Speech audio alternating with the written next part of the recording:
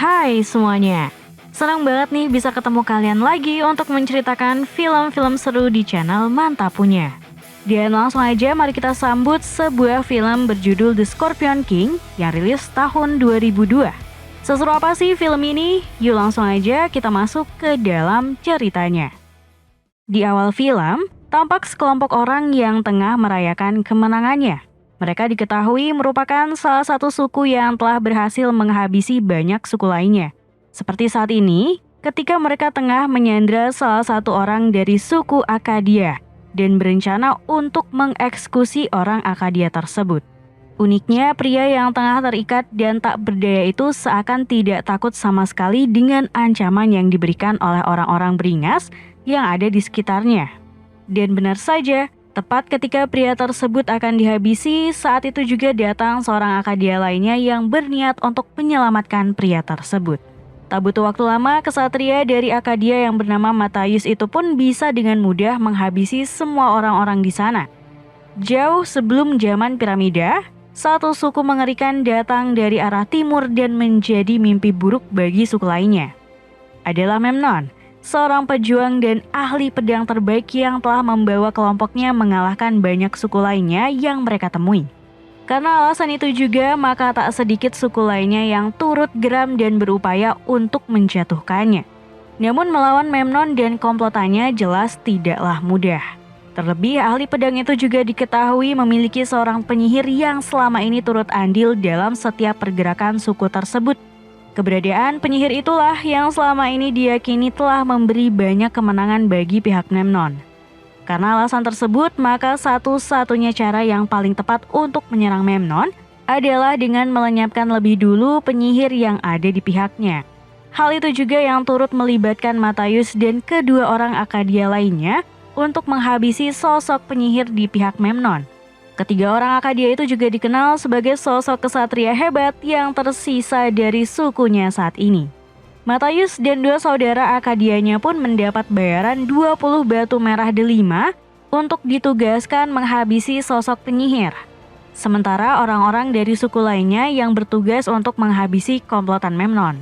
Tak ingin membuang waktunya, perjalanan pun dilakukan oleh para kesatria Akadia hingga akhirnya mereka tiba di camp milik komplotan Memnon. Di tempat itulah, ketiga kesatria Akadia itu berbagi tugas masing-masing, termasuk Matthaius yang malah bertemu dengan seorang pria yang tengah disandra karena dituduh telah mencuri kuda. Sial bagi kesatria Akadia. Kedatangan mereka ternyata telah diketahui oleh komplotan Memnon, dan alhasil mereka pun terjebak oleh serangan dari para prajurit di sana. Menariknya, Matthaius yang sempat terhindar dari serangan para prajurit Memnon akhirnya berhasil menemukan keberadaan sosok penyihir. Namun tanpa diduga, penyihir wanita itu malah mengatakan jika Matthaius selama ini telah dijebak. Dan benar saja, tak lama kemudian para prajurit dari komplotan Memnon mulai menyergapnya di tenda tersebut.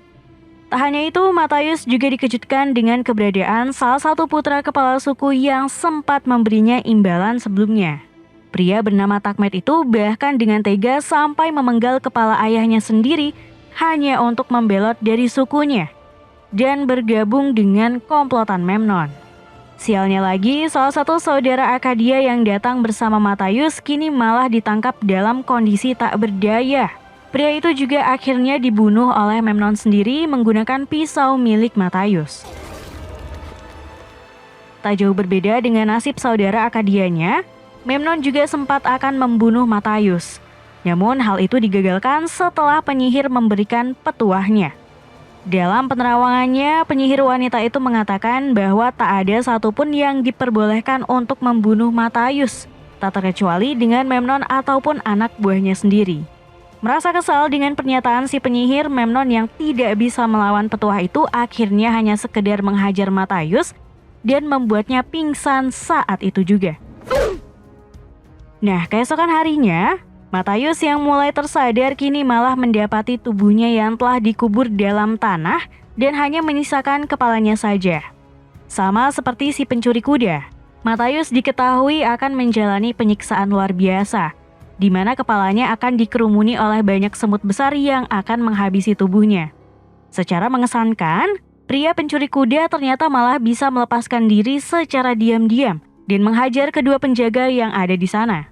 Tak ingin nyawanya berakhir sia-sia, Matthäus selalu meminta pada pria pencuri kuda itu untuk menyelamatkannya. Alhasil terjadilah kesepakatan di antara mereka, di mana Matthäus berjanji untuk tidak membunuh pria pencuri kuda itu dan ikut membawanya berpetualang. Sejak saat itulah, perjalanan Matthäus tidak lagi dilakukannya seorang diri, melainkan ia kini bersama dengan pria pencuri kuda yang memperkenalkan dirinya sebagai Arpit. Di waktu yang sama, terlihat Memnon yang kembali mendapat petuah dari sang penyihir. Wanita bersama Cassandra itu mengatakan bahwa tentara Memnon akan bisa menguasai bagian barat. Namun hal itu juga yang membuat bala tentara Ratu Isis mulai tersebar ke seluruh penjuru angin. Mendapat info tersebut, Memnon lalu mengerahkan para tentaranya agar segera bersiap untuk melakukan operasi terakhir mereka. Dalam pertemuan itu juga terungkap bahwa motivasi Memnon selama ini adalah untuk membuat semua orang patuh padanya.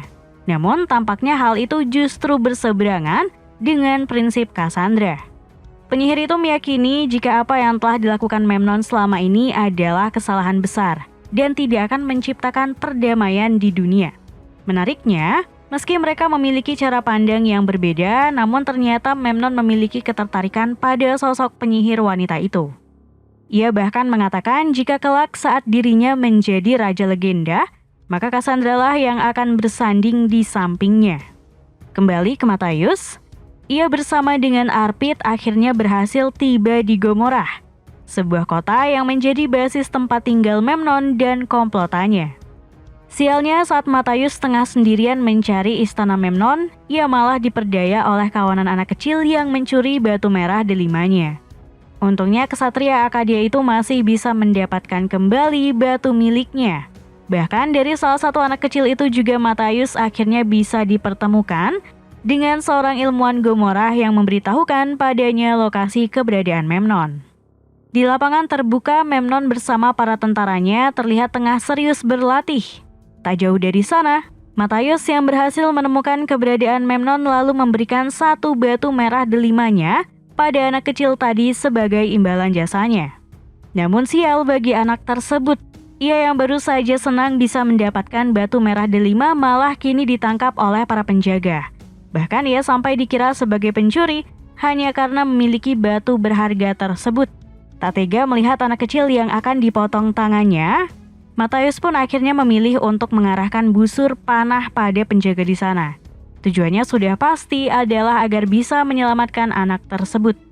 Karena aksi heroik itulah, keberadaan kesatria Arkadia itu pun akhirnya ketahuan dan memicu aksi kejar-kejaran di antara mereka. Beruntung bagi Matthäus, meski ia tengah dikejar oleh banyak tentara Memnon, namun dirinya masih bisa selamat.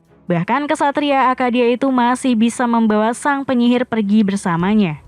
Bersama dengan si pria pencuri kuda, Matthäus dan Cassandra kini menuju ke lembah kematian. Di tempat itulah terungkap bahwa sejatinya wanita penyihir itu telah lama ingin pergi dari jeratan Memnon. Namun semua baru terwujud ketika ia melihat sosok Matthäus yang diyakini bisa membawanya pergi dari penjahat itu. Setelah melalui malam itu dengan beristirahat di lembah kematian, perjalanan pun kembali mereka lakukan.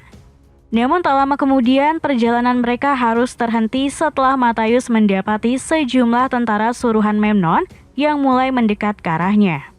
Dengan memanfaatkan badai pasir yang datang, Matthäus bisa dengan mudah menghabisi semua tentara itu. Meski sayangnya ia pun harus tumbang setelah terkena tusukan anak panah yang telah diberi racun kalajengking.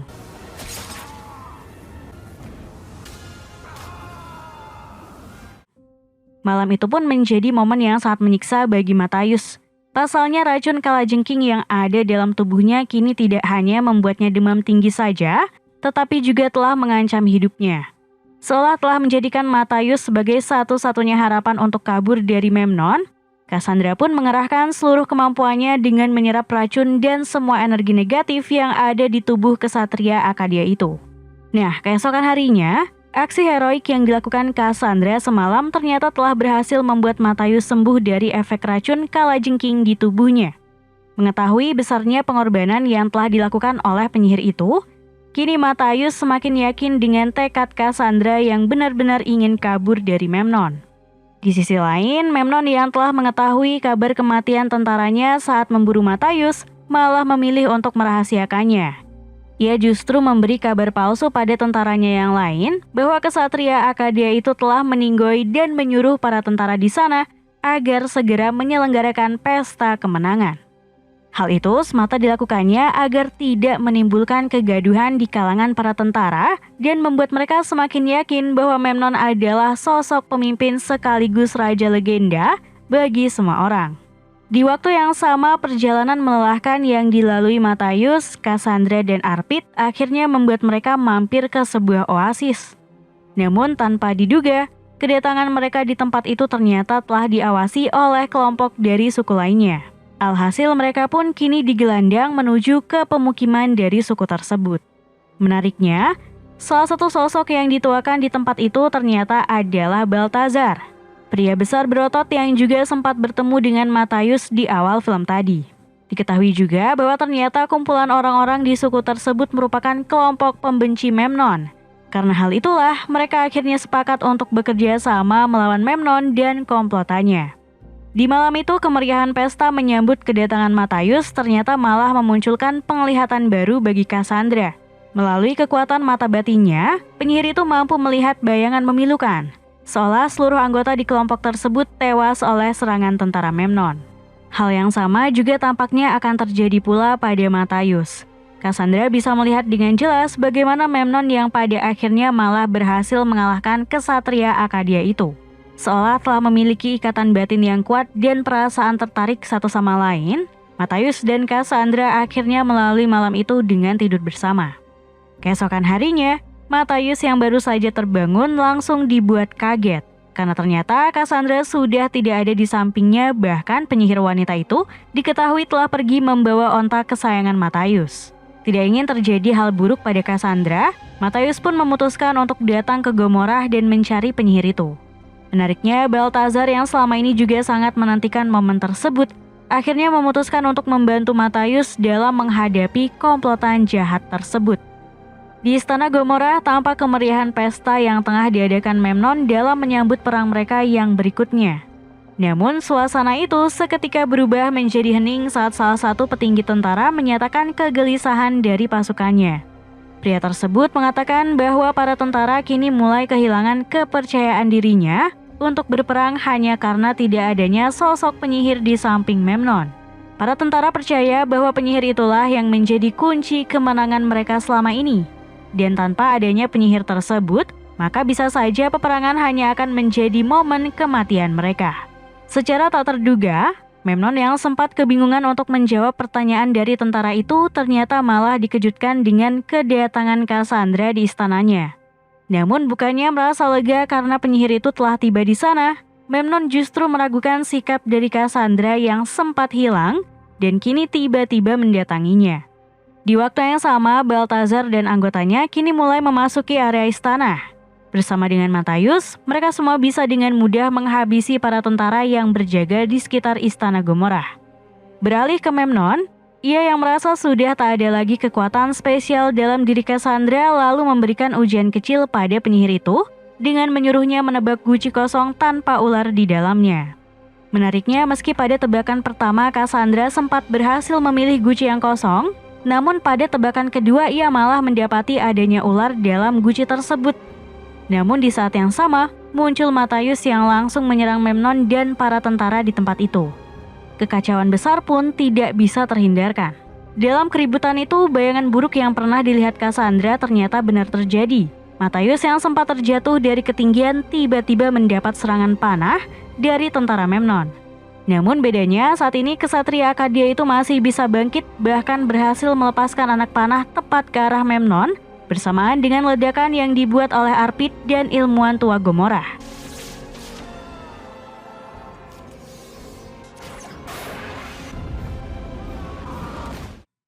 Sejak saat itu, Matthaius yang merupakan kesatria dari bangsa Arkadia kini menjadi Raja Scorpion sekaligus legenda bagi rakyat Gomorrah. Sementara Cassandra tidak lagi menjadi penyihir, melainkan ia menjalani peran barunya sebagai ratu bagi Raja Matthaius. Lalu film pun berakhir dengan begitu santuy. Nah, itulah alur cerita dari film The Scorpion King yang rilis tahun 2002. Semoga apa yang aku sampaikan bisa menemani kalian di kala santuy ya sobat. Kalau suka dengan kisah-kisah seperti ini, sobat bisa banget nih aktifkan lonceng notifikasi untuk menonton video-video keren kami selanjutnya.